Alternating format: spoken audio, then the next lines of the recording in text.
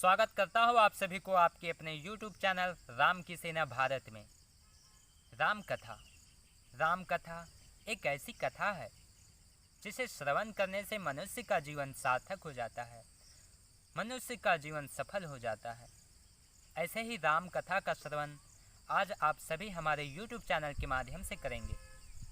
तो दोस्तों, ज़्यादा विलम्ब न करते हुए हम सीधे चलते हैं रामायण का कथा भाग 1 में, जो तुलसीदास कृत है, तुलसीदास के लिखे रामायण के आधार पर है। जैसा कि त्रेता युग में धरती पर पाप, अत्याचार और अनीति अत्यंत काफ़ी ज़्यादा बढ़ते ही जा रही थी।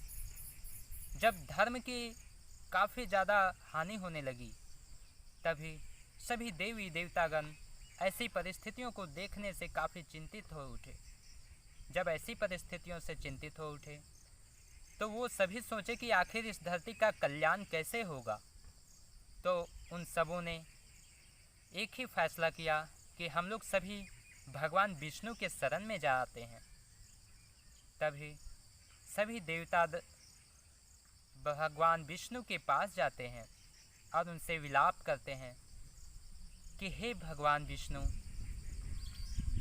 कृपया करके इस विशाल संकट की घड़ी में इस धरती का उद्धार कीजिए, जिससे कि पाप, अन्याय और अनीति का नाश हो सके। ऐसे में भगवान विष्णु के पास वो सभी रावण के अत्याचारों का बात भी कहते हैं। तभी भगवान विष्णु कहते हैं कि जिस प्रकार से रावण अपने आप को तीनों लोकों का स्वामी समझता है और साधारण मनुष्यों को कुचलते रहता है, ऐसे में मैं धरती पर मनुष्य का ही रूप लेकर के अवतार लेने के लिए आ रहा हूँ। तभी ब्रह्मादेव कहे कि जिस प्रकार से भगवान विष्णु राम का रूप लेकर के धरती पर अवतार होने वाले हैं, उसी प्रकार से आप सभी देवी देवतागण भी वानर सेना के रूप में उन्हें सहयोग प्रदान करने के लिए अपना अपना अवतार लेने के लिए चले जाएं। तभी धरती पर राजा दशरथ नाम के राजा, जो बहुत ही प्रतापी रघुवंश शिरोमणि सबसे महान राजाओं में से श्रेष्ठ थे, लेकिन उनके घर किसी भी प्रकार का कोई भी पुत्र नहीं था। लंबे समय तक किसी भी प्रकार का पुत्र ना होने के कारण काफ़ी ज़्यादा उनमें निराशा, हताशा और उदासीनता थी। ऐसे में एक शुभ घड़ी आती है और उनके कुलगुरु महर्षि वशिष्ठ जो कहते हैं कि आज का जो दिन है यह बहुत ही शुभ दिन है। आज जो भी आप प्रार्थना करेंगे, जो भी मन्नत मांगेंगे, वो पूर्ण हो जाएंगे। तभी राजा दशरथ ने अपने पुत्र की मन्नत मांगी। तभी महर्षि वशिष्ठ ने कहे कि आपकी यह इच्छा पूरी हो सकती है, लेकिन आपको इसके बारे में अथर्ववेद के पूर्व ज्ञाता ऋषिशृंग मुनि के पास जाना पड़ेगा। तभी ऋषिशृंग मुनि के पास जाने के लिए सुमित्रा, कैकेयी और कौशल्या ये कहने लगे कि आप अति शीघ्र उनके पास जाइए। तभी कैकेयी कहने लगी कि इसमें विलंब क्या, चलिए हम सोना, चांदी, हार, जेवरात लेकर के जाते हैं, घोड़े, हाथी, पूरे सेना दल बल के साथ।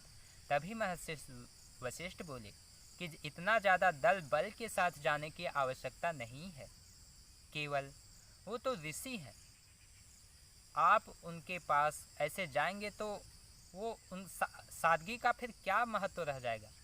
तभी दशरथ बोले कि मैं एक राजा के नाते नहीं, मैं वहाँ पर एक भिक्षुक के नाते महर्षि ऋषिशृंग मुनि के पास जाऊँगा। तब दशरथ बिना विलंब के खाली पांव दौड़े दौड़े उसी वेशभूषा में ऋषिशृंग मुनि के चरणों में जाकर के गिर जाते हैं और अपने आंसुओं से उनके चरण को भिगोकर उनसे पुत्र की कामना करते हैं। तभी ऋषिशृंग मुनि ने एक भव्य यज्ञ अनुष्ठान करने का आश्वासन देते हैं राजा दशरथ को, जिसे पुत्र कामेष्टि यज्ञ कहा जाता है। पुत्र कामेष्टि यज्ञ कर आह्वान के बाद वहाँ से एक अग्नि देवता स्वयं प्रकट होते हैं और एक खीर की थाली लेकर के राजा दशरथ को प्रदान करते हैं और कहते हैं कि ये खीर इन तीनों माताओं को खिला दीजिए ताकि ये माँ बन सके। तत्पश्चात राजा दशरथ ने तीनों रानियों को खीर खिलाया। तभी नवमी तिथि शुक्ल पक्ष को भगवान का जन्म होता है। कौशल्या के पुत्र जिनका नाम राम रखा जाता है, कैकेयी के पुत्र जिनका नाम भरत रखा जाता है, साथ ही सुमित्रा के 2 पुत्र होते हैं जिसका नाम लक्ष्मण और शत्रुघ्न रखा जाता है। इस प्रकार से चारों भाइयों के नामकरण हो जाते हैं। चारों भाइयों के नामकरण के बाद उनकी लालन पालन की प्रक्रिया शुरू होती है। आने वाली वीडियो में हम आपको उसी बारे में पूरे विस्तार से बताएंगे। आप राम कथा का संपूर्ण आनंद ले सकते हैं हमारे ही YouTube चैनल में। इसके लिए मैं एक बार फिर से आप सभी से हाथ जोड़ करके विनती करता हूं कि आप हमारे YouTube चैनल को सब्सक्राइब कर लीजिए ताकि आपको राम कथा का संपूर्ण विश्लेषण आपको हमारे ही YouTube चैनल के माध्यम से प्राप्त होते रहेगा। एक बार फिर से आप सभी को जय श्री राम।